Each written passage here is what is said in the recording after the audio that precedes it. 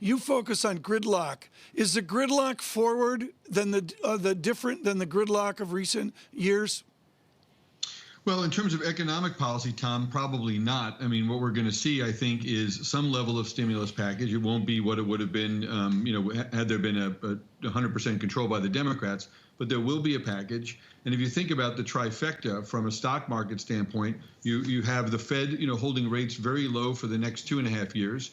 You've got some level of stimulus in January, and perhaps most importantly, you have 4 different vaccines that could basically be announced between the end of November and January, and they're being made in hundreds of millions of doses by each of the companies.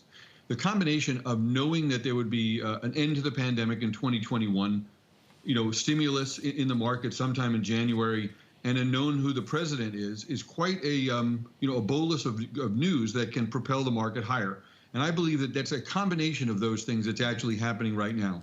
Although I'm not really confident in the nature of this rally. Well, yeah, and that's where I wanted to go, David. The market is not a monolith. And right now what we're seeing is a doubling down on the growth stocks and the tech stocks and not the reflation trade that people have been hoping for.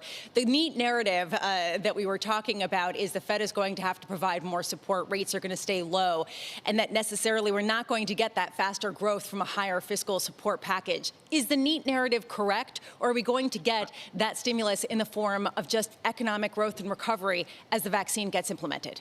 Yeah, I think that narrative is actually wrong. We'll talk a little bit about the rotation too, but the reason that the narrative is wrong is that you've got an enormous sort of tailwind here. You've got basically between 12 and 15% of the global economy shut down in terms of travel, leisure, retail, education, healthcare, all of it shut down. You take a look at consumer demand in the United States, it's higher than it was in December of 2019 before we turned that back on. So there's quite a bit of a tailwind in that way, and also in terms of the actual amount of velocity of money, which will actually take place when everyone leaves their house. And that's where you get to this whole rotation of the market. It's shocking to me that the NASDAQ is up this way, but that is the defensive trade. Rates down, technology up.